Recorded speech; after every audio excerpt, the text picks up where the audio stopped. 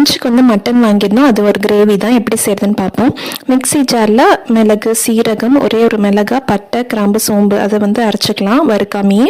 அப்புறம் வெங்காயம், தக்காளி, இஞ்சி, பூண்டு அதை வந்து வதக்கி வச்சுக்கலாம். அது ஒரு பவுடராகவும் இது ஒரு பேஸ்ட்டாகவும் எடுத்துக்கலாம். குக்கரில் மட்டனை வந்து வேக வச்சுருக்கேன். அதுக்கு வெங்காயம், தக்காளி தாளிப்புக்கு கட் பண்ணியிருக்கேன். இதுதான் அந்த பவுடர், இதுதான் இந்த ஆனியன் பேஸ்ட்டு. எல்லாமே ரெடி ஆயிடுச்சுன்னா குவிக்காகவே பண்ணிடலாம். கடாயில் எண்ணெய் ஊற்றிட்டு வெங்காயம், தக்காளிலாம் வதக்கி விட்டுறணும். அதுக்கு மிளகாத்தூள், காரத்துக்கு ஏற்ற மாதிரி மிளகாத்தூள், தனியாத்தூள், கொஞ்சம் கரம் மசாலா, நம்ம அரைச்சி வச்சுருந்த பவுடர் இதெல்லாம் வதக்கி விட்டு கொஞ்சம் கருவேப்பிலை சேர்த்துக்கோங்க.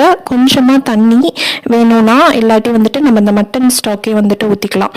அதுக்கு வந்து நம்ம அரைச்சி வச்சுருந்த பேஸ்ட்டும் ஊற்றிட்டு மட்டன் ஸ்டாக் எவ்வளோ வேணுமோ உங்கள் குழம்பு திக்னஸ் பொறுத்து தான் அந்த அளவுக்கு அது மட்டனையும் தண்ணியும் ஊற்றி நல்லா கொதிக்க விடணும். அவ்வளோதான், நம்ம மட்டன் கிரேவி வந்து சூப்பராக ரெடி ஆகிடும். ரொம்ப சிம்பிள் பட் டேஸ்டான ரெசிபி. டிஃபனுக்குமே நல்லா இருந்துச்சு. இந்த வீடியோ பிடிச்சிருந்தா லைக் அண்ட் ஃபாலோ. மறுபடியும் நாளைக்கு சந்திக்கலாம்.